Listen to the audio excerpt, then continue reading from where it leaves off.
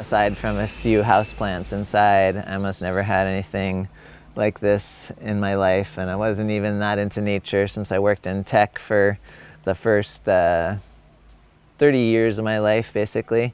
But then when I moved to Hawaii and I started realizing, oh, all these fruits and plants that I love, I can finally grow them. I can have my own backyard chocolate. I can grow durian and mangoes and mame sapote and all these herbs that I love to eat, but I've never been able to grow and get them fresh from the garden.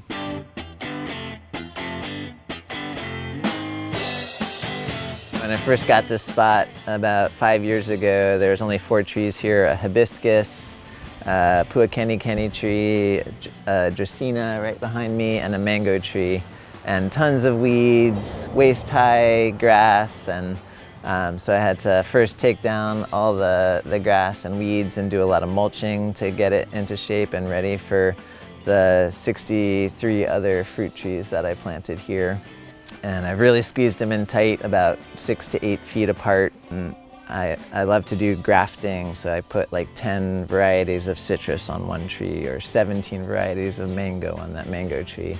So I can really squeeze in over 100 different fruit varieties in only 3,400 square feet, or like a 1/16 of an acre.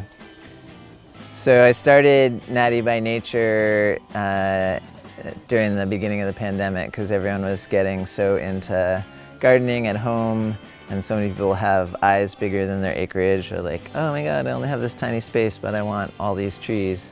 So I try to help them with high density urban planning, where you can squeeze a bunch of trees and different varieties into a small space. So if you have an existing lemon tree or orange or pomelo that is either not producing or it doesn't have varieties that you like, I can graft it up and put all kinds of different things on there.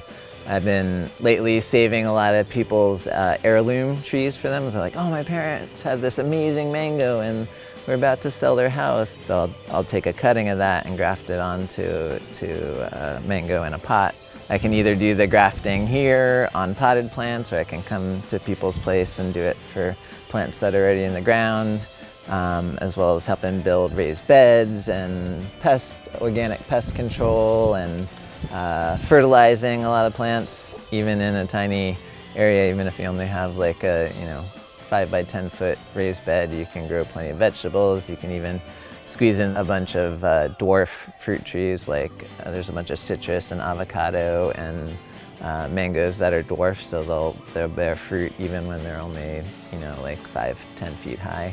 So many of these fruits are rare in the States, so I want to be able to have all year round some of these amazing tropical fruits that I've always craved and traveled the world for, and now I can just walk out my front door and within 5-10 feet I can pick a beautiful ripe mango right off my tree.